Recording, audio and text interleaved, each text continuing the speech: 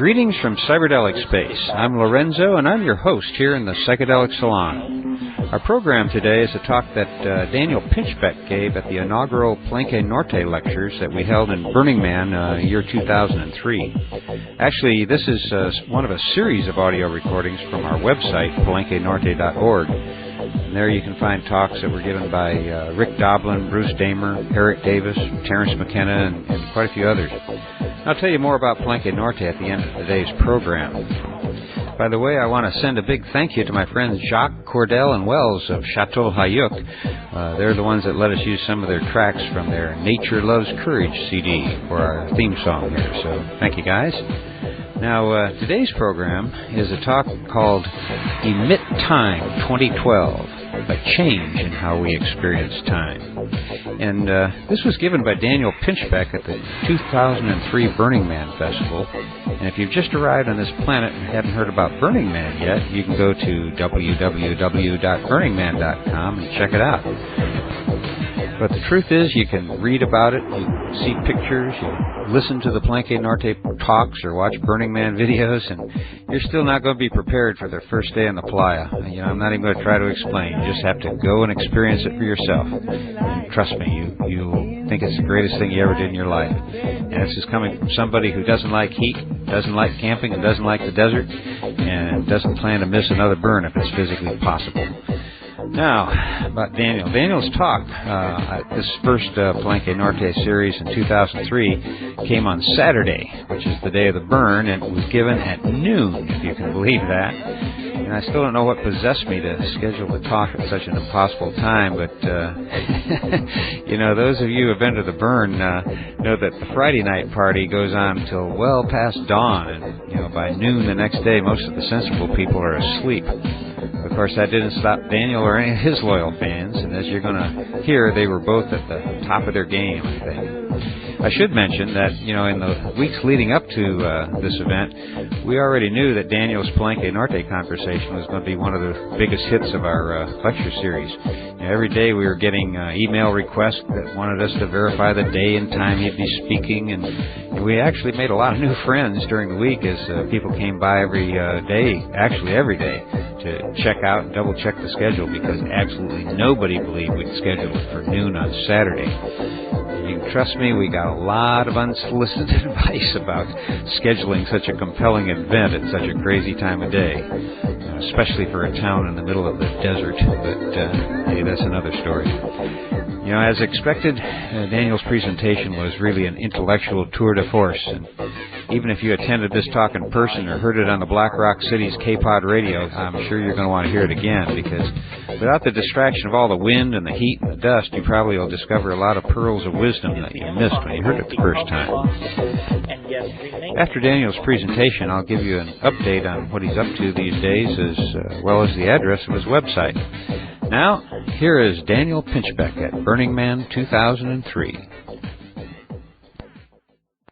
Welcome, everybody.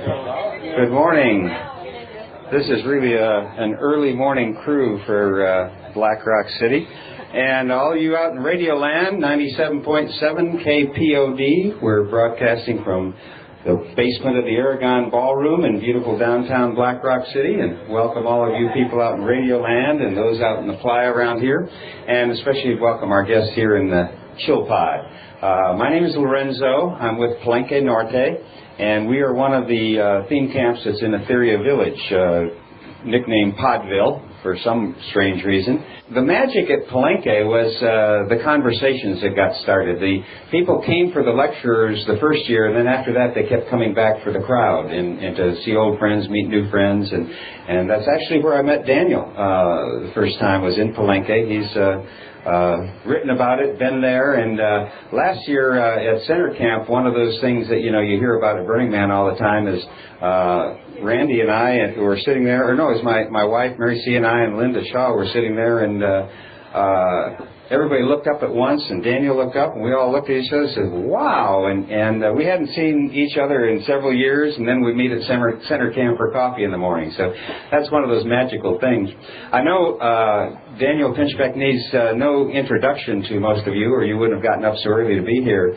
I think one of the things that I'd like to point out that maybe you don't know about Daniel is that he is, as far as the tribe's concerned, what I consider the tribe, the psychedelic community, his genesis goes right back to the roots. His mother was integral with the Beats and Ginsberg and Kerouac, and I think what I like best is that it proves that old rule that your kids don't turn out like you do; they skip a generation. And I'm so afraid my kids might be too straight. And so Daniel is good evidence here that you can, if you raise your kids right, they can turn out just like the rest of us. So, and Daniel's got a book that's really been making the rounds. I know a lot of you have read it. It's been in excerpts in a lot of magazines, and so we're going to. I've asked all of our speakers, and they're all doing this. Just this is their gift to the playa.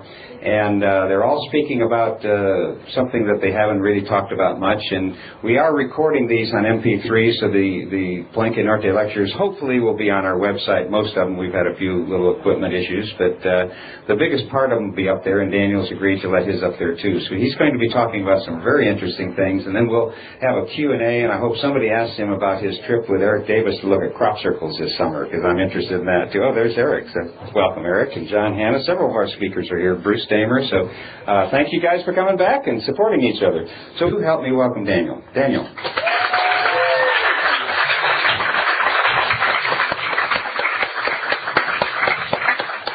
Thank you so much. I just feel so honored to be here and to be doing this. It's really exciting. And I was going to start with a quote from Rilke. I'm going to repeat it twice because it's really ornate, but I think it's really beautiful. Who, if I cried out, would hear me among the angelic hierarchies? And even if one of them suddenly pressed me against his heart, I would merely be consumed in the strength of that stronger existence. For beauty is nothing but the beginning of terror, which we are still just able to bear, and we love it because it so serenely disdains to annihilate us. I'm going to repeat it again. Who, if I cried out, would hear me among the angelic hierarchies? And even if one of them suddenly pressed me against his heart, I would merely be consumed in the strength of that stronger existence. For beauty is nothing but the beginning of terror, which we are still just able to bear, and we love it because it so serenely disdains to annihilate us. The first thing I wanted to say was just, thank you, Larry, for putting this together. I think it's really important. I think it really raises the vibration of Burning Man to take ideas seriously and to give a space for them to be explored. I'm going to do as much as I can in this talk to convey the ideas I've had on these subjects, and I'll answer all your questions. And I'm not going to go to the burn tonight. I'm going to stay at Comfort. If anybody wants to come and talk to me deeply about any of this stuff, all day or during the burn, I'll be there. Because I want people to really have a crystalline appreciation of what I'm saying. I think that's important. And the other thing I wanted to say, and I think this is also really important, is I wanted to say thank you, Creator Spirit, for giving us Burning Man. Thank you so much.